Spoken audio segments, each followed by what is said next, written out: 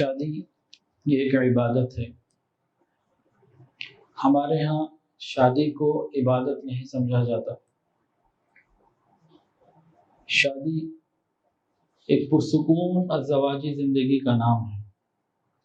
یہ صرف جسمانی ضرورت پورا کرنے کا نام نہیں ہے۔ شادی حیا اور پاکیزگی کے ساتھ زندگی گزارنے کا نام ہے۔ شادی حقوق اللہ کے ساتھ حقوق العباد پورے کرنے کا نام ہے۔ ایک بہت بڑا سبجیکٹ ہے، یہ عام چیز نہیں ہے۔ ہمارے ہاں جب بچہ یا بچی جوان ہو جائے تو والدین بچوں کے رشتوں کی فکر میں ہوتے ہیں، ہونا بھی چاہیے، شادیاں بھی کر دیتے ہیں الحمدللہ، لیکن آگے انہوں نے زندگی کیسے گزارنی ہے نہ لڑکے کا باپ لڑکے کو بتاتا ہے، نہ لڑکی کی والدہ لڑکی کو بتاتی ہے، شادی کر دیتے ہیں۔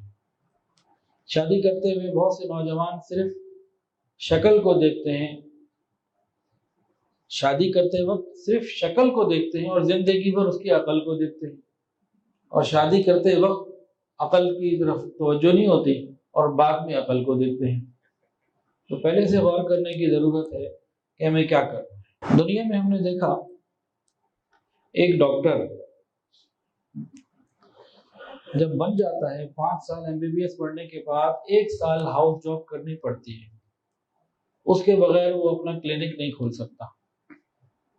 ایک وکیل جب بن جاتا ہے پوری پڑھائی کے بعد، جب تک وہ پریکٹس نہ کرے وہ اپنی ڈائریکٹ جو ہے نا سروسز شروع نہیں کر سکتا۔ اسی طرح باقی شعبوں میں بھی تعلیم پوری کرنے کے بعد کچھ نہ کچھ تجربے کی ضرورت ہوتی ہے، اس میں محنت ہوتی ہے۔ شادی کے لیے ہم نے شادی سے پہلے اپنے بچوں کو، لڑکے اور لڑکی کو، دلہا اور دلہن کو کسی بھی قسم کی ہم نے تعلیم نہیں دی ہوتی، ان کو مقصد نہیں بتایا ہوتا۔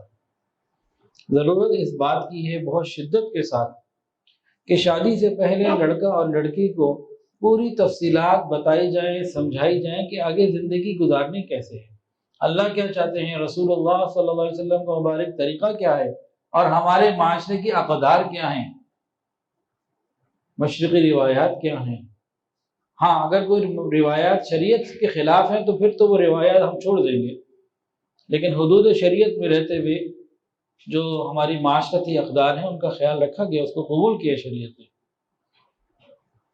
اس پر جب آئیں گے تو تب انشاءاللہ العزیز کامیاب زندگی ہوگی، اور اس پر نہیں آئیں گے تو جو بھی ریشو بن چکی ہے نا، ہر تھوڑے دن بعد کہیں نہ کہیں سے کوئی آواز آ جاتی ہے، شادی ہوئی تھی اتنے ہفتے یا اتنے مہینے بعد طلاق ہو گئی، اور یہ ریشو خطرناک حد تک بڑھتی چلی جا رہی ہے۔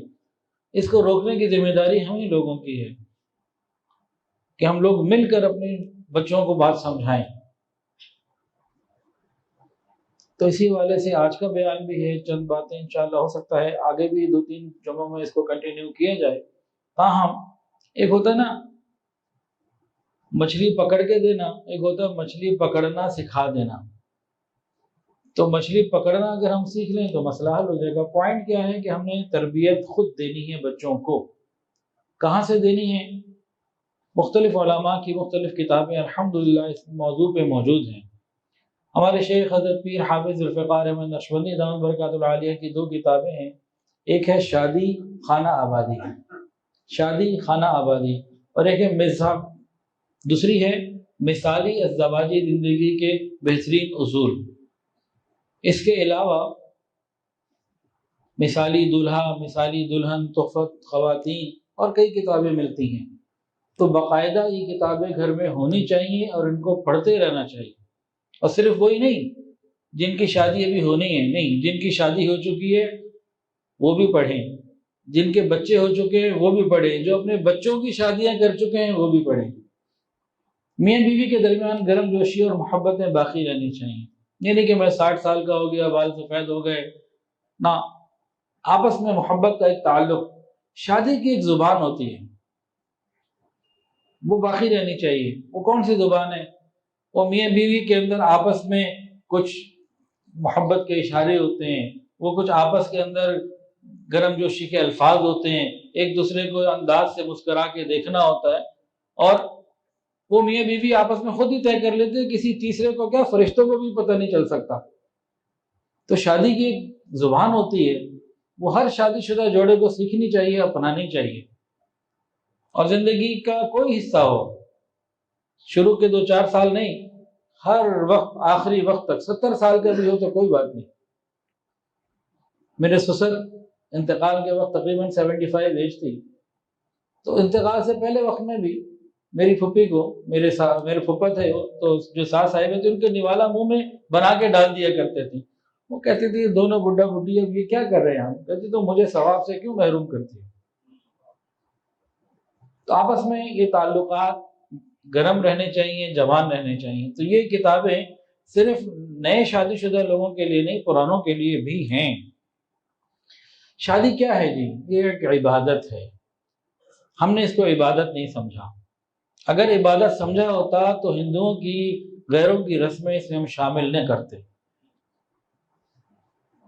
شادی کو اللہ نے بہت سادہ رکھا، مسجد میں نکاح ہو جائے لوگوں کی موجودگی میں، اور اس کے بعد ولیمہ ہو جائے، حق مہر مرد فوری طور پر پہلی ملاقات کے وقت ادا کر دے، بس، اور کچھ بھی نہیں۔ یہ اپٹن مہندی مایوں وغیرہ سب ہندوؤں کی رسمیں ہیں۔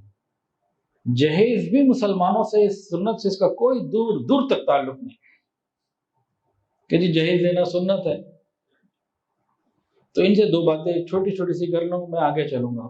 پہلی بات، حضور صلی اللہ علیہ وسلم نے 4 بیٹیوں کی شادی کی، جہیز اگر دیا تو صرف بی بی فاطمہ کو دیا۔ تو آپ کی 4 بیٹیاں ہیں تو پھر ایک کو دینا، ایسا کوئی نہیں کرتا۔ دوسرا، بی بی فاطمہ کو بھی جو دیا وہ کیوں دیا؟ حضرت علی تو ان کے خود کفیل تھے، اس کا مطلب ہے داماد کو پہلے سے پالیں، اس کی تربیت پڑھائی بھی خود کریں، گھر لے آئیں اسے جلدی سے، شروع میں ہی لے آئیں۔ اچھا جی، تیسری بات،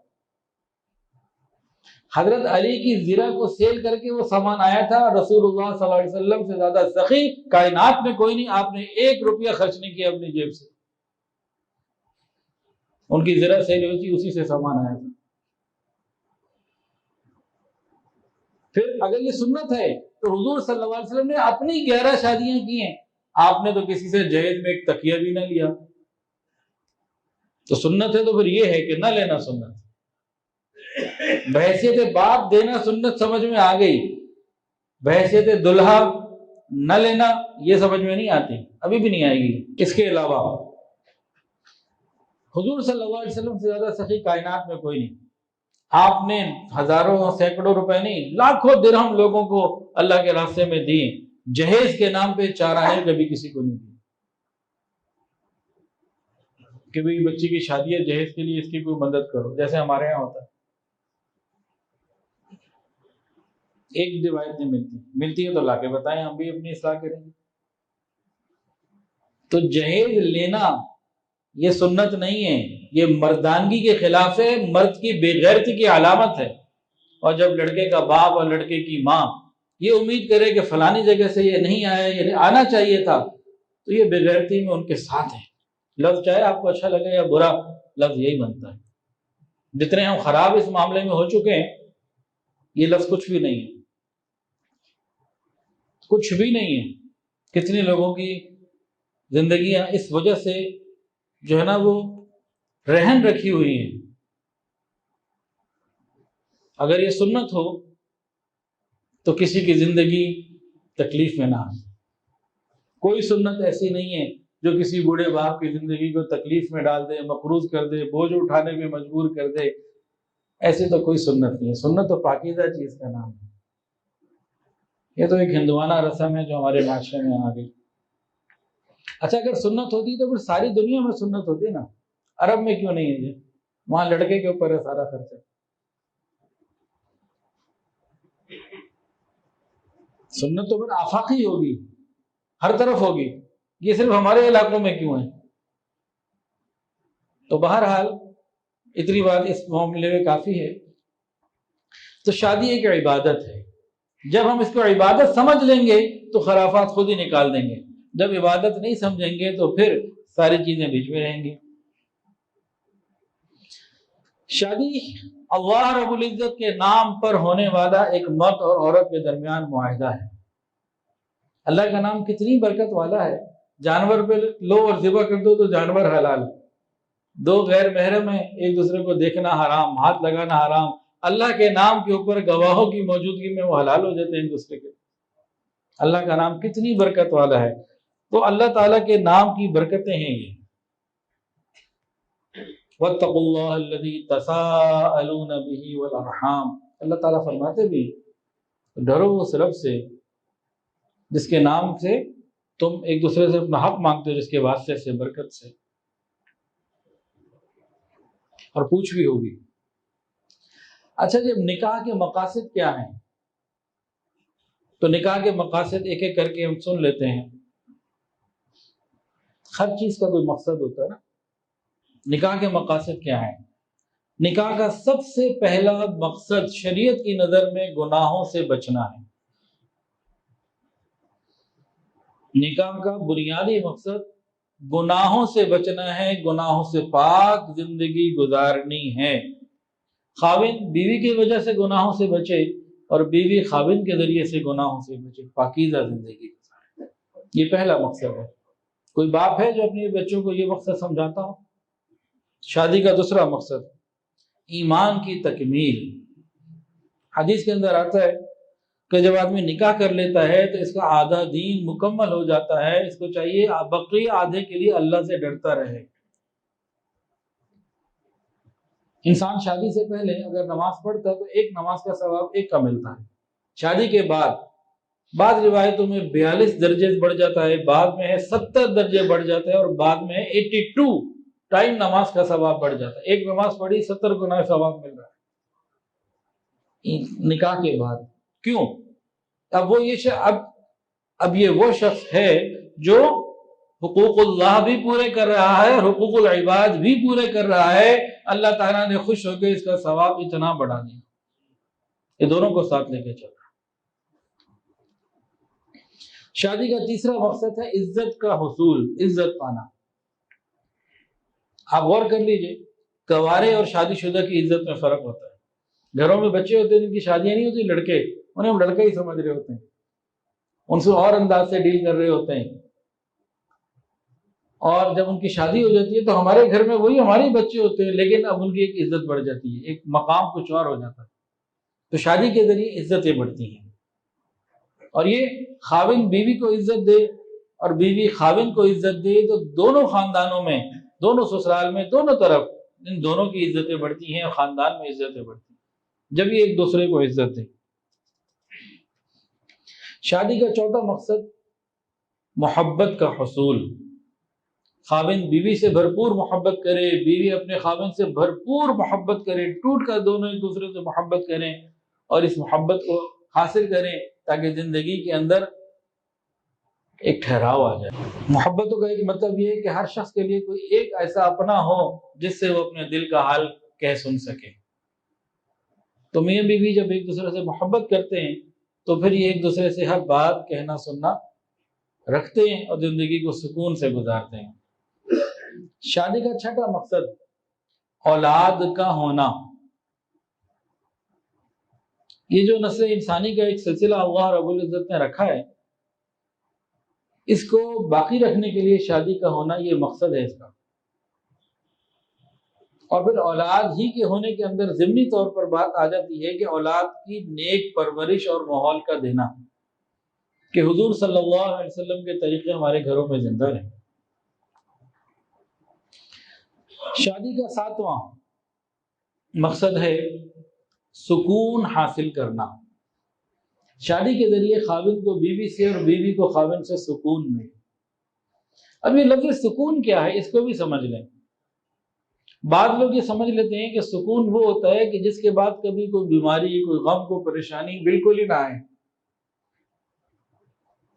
کوئی تکلیف کسی قسم کی نہ آئے. وہ سمجھتے ہیں کہ اس کو سکون کہتے ہیں. یہ سکون نہیں. کافر تو سکون کی ڈیفینیشن کر سکتا ہے، ایمان والا سکون کی ڈیفینیشن کر ہی نہیں سکتا، کیونکہ یہ والا سکون یہ تو جنت میں ہے، یہ دنیا میں ہے ہی نہیں. تو پھر یہ سکون کیا ہے؟ یہ سکون یہ ہے کہ دل کے اندر ایک احساس ہو کہ حالات اچھے ہوں یا برے، کوئی میرا اپنا ہے، کوئی میرا ہے، میں کسی کا ہوں اور کوئی میرا ہے، یہ ہے احساس کا نام۔ انسان تو سمجھتا ہے، مومن تو یہ جانتا ہے کہ دنیا کی زندگی ہے امتحان گاہ۔ اللہ تعالیٰ کبھی خوشیاں دے کر آزماتے ہیں، کبھی غم دے کے آزماتے ہیں، کبھی اولاد دے کر آزماتے ہیں، کبھی نہ دے کے آزماتے ہیں۔ تم ہر وقت امتحان گاہ میں، ہر شخص۔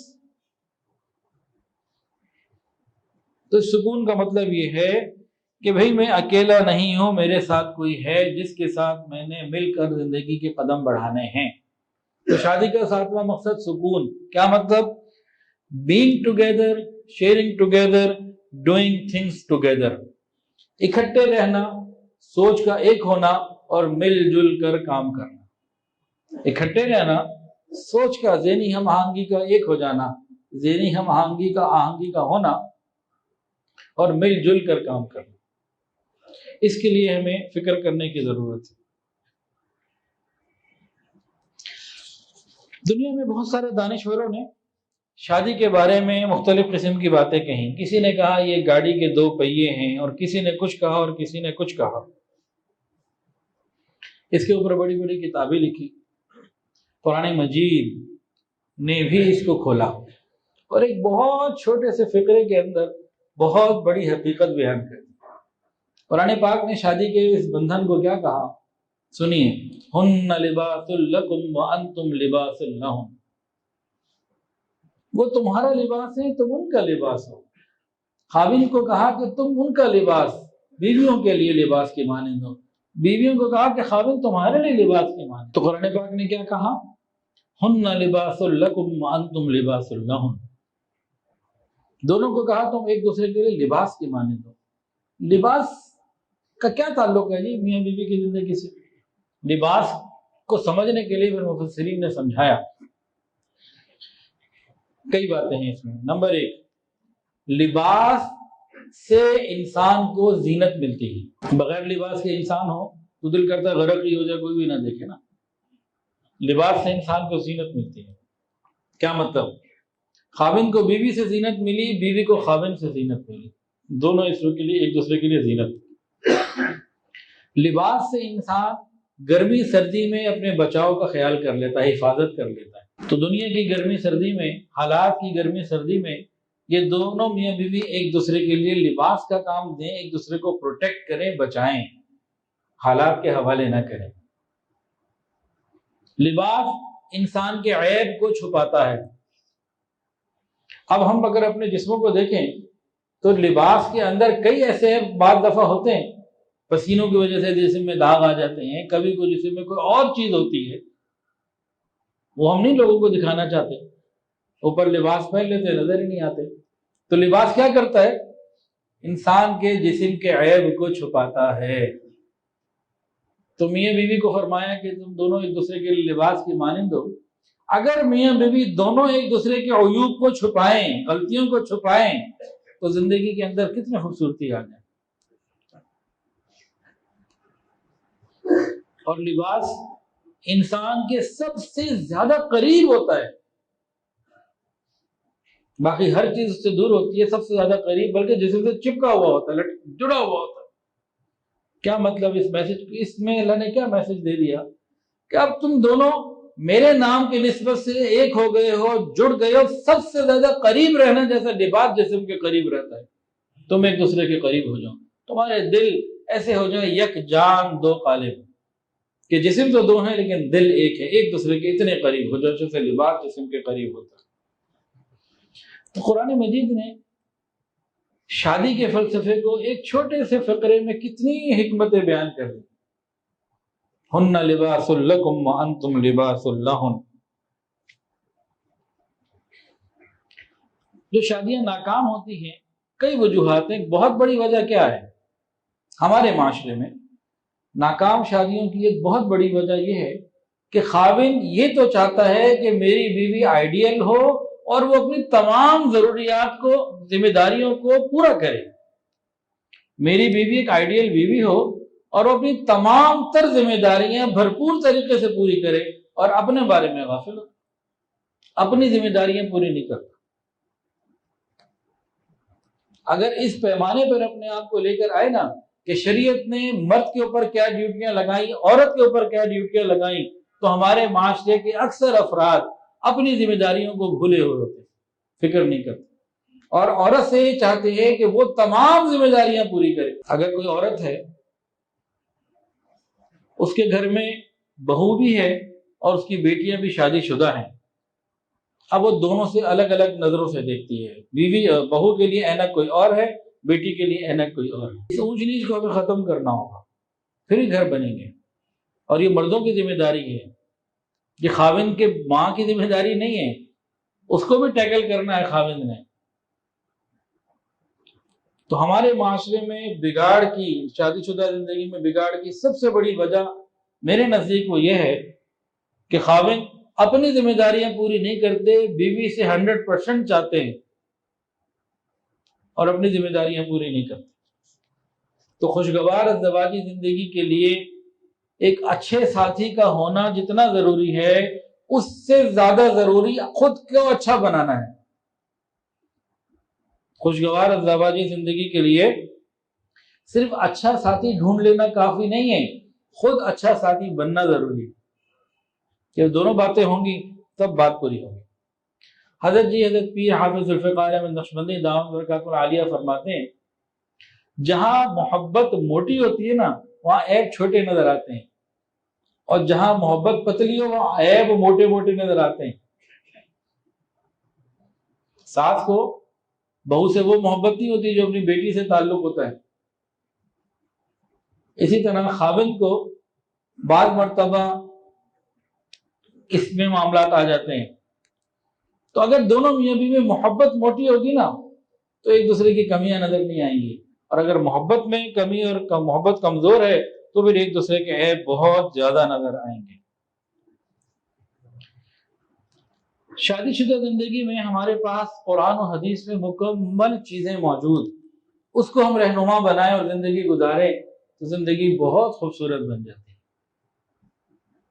حضور پاک صلی اللہ علیہ وسلم نے ہمیں سمجھایا، اطلاع دی کہ عورت کو پسلی سے بنایا گیا۔ یہ عورت کی کوئی عیب نہیں بیان کیا گیا، کوئی برائی نہیں بیان کی گئی، بالکل نہیں، بلکہ یہ کیا ہے، نبی کریم صلی اللہ علیہ وسلم نے ایک حقیقت سے آگاہ کیا۔ دیکھو اس پسلی کو سیدھا کرنے کی کوشش کرو گے ٹیڑھی، یہ ٹوٹ جائے گی، سیدھی نہیں ہو سکتی۔ یہ سمجھایا جا رہا ہے، یہ جیسی ہے اس کے ساتھ اسی طریقے سے گزارا کرنا، اس کو سیدھا کرنے کی کوشش نہیں کر سکتے۔ ہاں اگر تم نے اپنی بیوی کو سیدھا کرنا ہی ہے تو ٹھیک ہے، پہلے اپنی پسلی کو سیدھا کر لو، جس دن اپنی پسلیاں سیدھی کر لو گے پھر آ جانا بیوی کو بھی سیدھا کر لینا۔ اب پسلی توڑوانے کے لیے تو کوئی بھی تیار نہیں ہوگا۔ تو بات سمجھائی جا رہی ہے، ہمیں چاہیے سمجھ جائے۔ اچھا پسلی سے کیوں بنایا؟ سر سے بھی تو بنا سکتے تھے، پاؤں سے بھی بنا سکتے تھے، پسلی سے کیوں بنایا؟ سر سے اس لیے نہیں بنایا کہ سر پر نہ چڑھا لو، پاؤں سے اس لیے نہیں بنایا کہ پیر کی جوتی نہ بنا لو، پسلی سے اس لیے بنا لیا کہ پسلیاں دل کے قریب ہوتی ہیں، تم اس کو دل کے قریب رکھو۔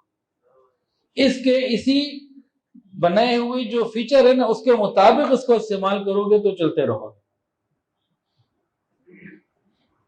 تو یہ نبی کریم صلی اللہ علیہ وسلم کا احسان ہے امت کے اوپر کہ سمجھا دیا۔ اور پھر ہم قرآن و حدیث سے اپنے اصول لینا تو قرآن مجید میں ہمیں بتا دیا، الرجال قوامون علی النساء، الرجال قوامون علی النساء۔ بہت سے گھروں میں آج کل کے زمانے میں یہی طے نہیں ہوتا کہ گھر کا سربراہ عورت ہے کہ مرد ہے۔ مرد چاہتا ہے میری حکومت چلے، عورت کہتی ہے میرے اقتدار ہو، خاوند میرے اشاروں پہ ناچے، جو میں کہوں وہ کرے۔ یہ اپنی ماں کی کو مانتا ہے، میری کیوں نہیں مانتا؟ یہ چیز بھی زندگی میں خرابی کا ذریعہ ہوتی ہے۔ یہ رب نے طے کر دیا، اس میں ہمارے پاس دوسری چوائس نہیں، اللہ نے دی، طے کر دیا۔ اگر وہ ہمیں چوائس دے دیتے اور طے نہ کرتے تو لڑائی رہنی تھی۔ اللہ تعالیٰ نے معاملے کو حل کر دیا کہ بھئی یہ گھر کا سربراہ ہے۔ اب اچھی بیوی وہ ہے جو اگر اپنی کوئی بات منوانا بھی چاہتی ہے تو اس بات کو سمجھے کہ اللہ رب العزت کی مدد امیر کے ساتھ، سربراہ کے ساتھ ہوتی ہے، میں نے اس مدد کو حاصل کرنا ہے اپنی بات کہنی ہے تو اچھے انداز سے، خوش اخلاقی سے میں اپنی بات دلیل سے سمجھا دوں، باقی فیصلہ اسی نے کرنا ہے کہ اللہ نے اس کو بڑا بنایا۔ جب ہم اللہ اور اس کے رسول کو بڑا بنا لیں گے تو مسئلے آسان ہو جائیں گے، اور اگر ہم نے اپنے آپ ہی کو، اپنی سوچ کو بڑا بنائے رکھا تو پھر مسئلوں کا حل نہیں ہوتا، کہیں پہ جا کے پھر ہمیں جھکنا ہوتا ہے، اور اللہ اور اس کے رسول کے سامنے جھک جائیں تو مسئلہ آسان۔ آپ کو ایک خوبصورت واقعہ سنائیں۔ رملہ بنت زبیر رضی اللہ تعالی عنہ، ان کے خاوند تھے حضرت خالد رضی اللہ تعالی عنہ۔ اب میاں بیوی ہیں، رملہ بیوی کا نام ہے، خالد شوہر کا نام ہے۔ اب جو حضرت رملہ کے بھائی ہیں نا عبداللہ بن زبیر، ان کی حضرت خالد سے کچھ ناراضگی ہے، کوئی رنجش ہے، انبنیں ہو جاتی ہے، بھائیوں میں ہو جاتی ہے، رشتہ داروں میں ہو جاتی ہے۔ ایک دن کیا ہوا، حضرت رملہ اپنے گھر میں موجود، خاوند بھی موجود، بھائی بھی آ گیا عبداللہ بن زبیر۔ اب جناب حضرت خالد حضرت عبداللہ کی آپس میں نہ کوئی بات چیت ہوئی اور ذرا بڑھ گئی، دونوں طرف سے نہ سوال جواب تیز ہو گئے اور آوازیں تیز تھوڑی ہو گئی، اور کافی بات یہ خاموشی سے بیٹھی رہی، کوئی شرکت نہیں، چپ۔ خیر تھوڑی دیر کے بعد ان کے بھائی چلے گئے۔ اب خاوند نے بیوی کو کہا، تم کیسی عورت ہو، تمہارا بھائی اور تمہارا خاوند آپس میں لڑتے رہے، جھگڑتے رہے، اور تم خاموش بیٹھی نہیں، تم نے کوئی بات ہی نہیں کی۔ بھائی ہم دونوں میں سے کوئی تو حق ہوگا نا، اور ہم دونوں میں سے کسی کی بات تو تمہیں سمجھ میں آئے گی، کچھ مطلب یہ مراد ہوگی نا ان کی، کہ تم کیسی عورت ہو، تم نے کوئی بات ہی نہیں کی۔ اب سنیے انہوں نے کیا خوبصورت جواب دیا، کہنے لگیں، ہم عورتیں ہیں، اللہ نے ہمیں پھول بنایا ہے، ہم عورتیں ہیں، اللہ تعالیٰ نے ہمیں پھول بنایا ہے تاکہ ہمارے خاوند ہماری خوشبو سے لطف اندوز ہو سکیں، ہمیں جھگڑوں میں پڑنے کی کیا ضرورت ہے۔ مردوں کا معاملہ آپس میں آپ لوگ جانے، آپ کا کام جانے۔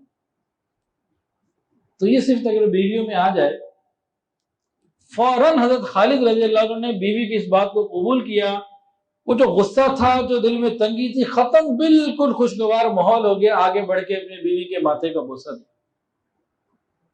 جو بات تھی ختم ہو۔ تو ہم بھی اگر یہ اصول اپنائیں، مردوں کی بات مردوں میں رہنے دیں، نہ جائیں عورتوں میں، تو بڑے مسئلے آسان رہتے ہیں۔ جب عورتوں اور ہمارے معاملات جو آج بگڑ رہے ہیں، اس کی بہت بڑی وجہ یہی ہے کہ ہم نے اپنے معاملات بھی عورتوں کے حوالے کر دیے ہیں۔ عورتوں کا کام کیا ہے کہ خاوند کا دل جیتیں، محبت و بھری زندگی گزاریں، جو مردوں کی باتیں ہیں وہ مردوں میں رہنے دیں، ان کو زندگی گزارنے دیں۔ قرآن مجید کے اندر اور بھی اصول ہیں، ایک اصول اور سن لیتے ہیں، پھر بات مکمل کر لیتے ہیں انشاءاللہ، آئندہ زندگی رہی تو پھر اس کو آگے انشاءاللہ بڑھائیں گے۔ یہ وہ باتیں ہیں جو ہمیں ہر نئے شادی شدہ جوڑے کو ضرور بتانے سمجھانے کی ضرورت ہے کہ زندگی اچھی گزر سکے۔ ایک اور بات جو بہت خوبصورت اصول قرآن مجید میں بتایا گیا، وَعَاشِرُوهُنَّ بِالْمَعْرُوفِ، سورہ نساء میں وَعَاشِرُوهُنَّ بِالْمَعْرُوفِ۔ اللہ رب العزت نے ہر خاوند کو فرمایا کہ دیکھو تم ان کے ساتھ اچھے طریقے سے زندگی گزارنا۔ مفسرین فرماتے ہیں کہ اللہ رب العزت نے ہماری بیویوں کے بارے میں ہم سے ان کی سفارش کی ہے کہ تم ان کا خیال رکھنا، اور صرف اللہ رب العزت نے ہی نہیں، ہمارے آقا حضور پاک صلی اللہ علیہ وسلم نے بھی کی ہے، اپنے ماتحتوں کا خیال رکھنا، اور ماتحتوں میں سب سے پہلے بیوی آتی ہے۔ علماء نے لکھا، محدثین نے لکھا کہ جو شخص اللہ اور اس کے رسول صلی اللہ علیہ وسلم کی ان سفارشوں کا خیال رکھتے ہوئے بیوی کے ساتھ خیر خواہی کا معاملہ کرے گا، قیامت کے دن اس خیر خواہی کا بدلہ اللہ اور اس کے رسول کی طرف سے ملے گا، اللہ رب العزت فرمائیں گے۔ اور علماء نے، مفسرین نے یہ بات لکھی ہے کہ جو شخص اللہ رب العزت کی اس سفارش کا، جو اس کی بیوی کے بارے میں اللہ نے اس سے کیے، خیال نہ رکھے، قیامت کے دن اللہ اس سے پوچھیں گے جب میں نے کہا تھا کہ تم اپنی بیوی کا خیال رکھنا، بتاؤ تم نے کیوں نہیں رکھا؟ وہاں پر یہ خاوند پھنس جائیں گے۔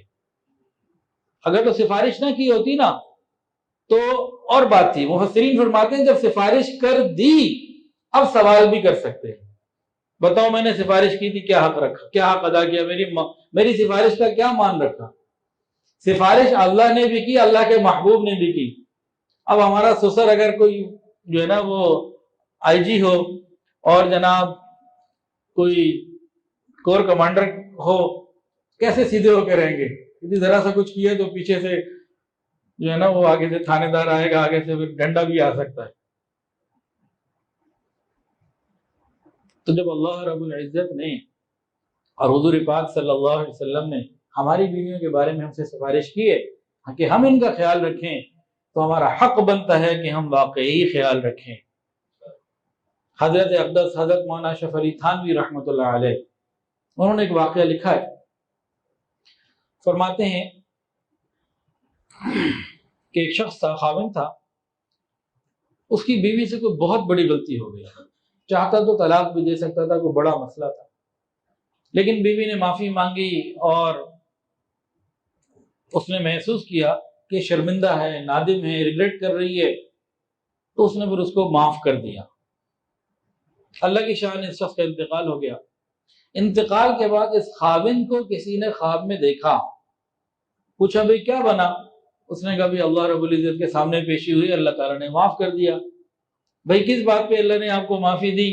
کہنے لگے کہ ایک مرتبہ میں نے اپنی بیوی کو اللہ کی بندی سمجھ کے معاف کر دیا تھا، اللہ تعالیٰ نے اسی چیز کا حوالہ دے کے مجھے کہا تو نے میری بندی کو اپنی بیوی سمجھ کے معاف کیا، جا آج میں نے تجھے اپنا بندہ سمجھ کے معاف کیا۔ وآخر دعوانا ان الحمد